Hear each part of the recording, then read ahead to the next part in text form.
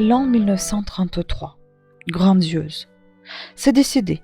Tous les ans, dès la fin de novembre, un magnifique sapin de Noël s'installera sur l'esplanade de Rockefeller Center.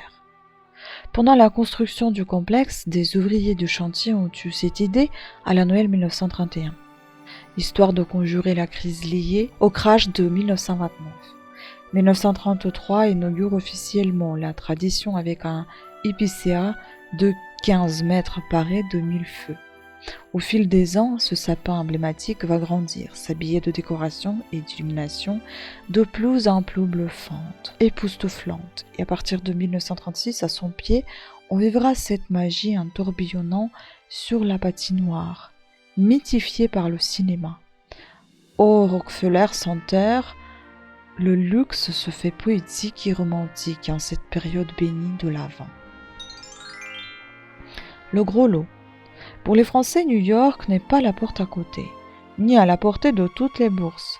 6 jours de traversée sur le luxueux paquebot Art déco Île-de-France, alias le Saint-Bernard-des-Mers, pour la plupart, il faut croire à ce bon vieux Père Noël, ou à la toute neuve loterie nationale. L'an 1935. Révélation. Passer Noël au pensionnat, c'est déjà sinistre, mais quand c'est sous la surveillance de Merluce, le borgne qui sent la morue, c'est une tragédie.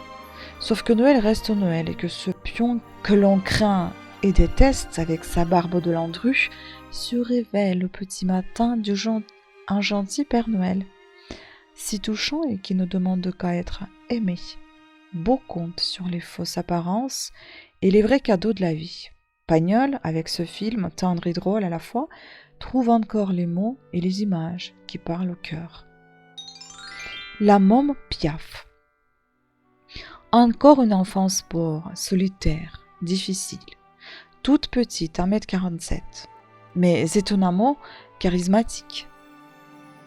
Edith chante dans les rues de Paris, comme un moineau qui se joue du froid. C'est là qu'on la repère.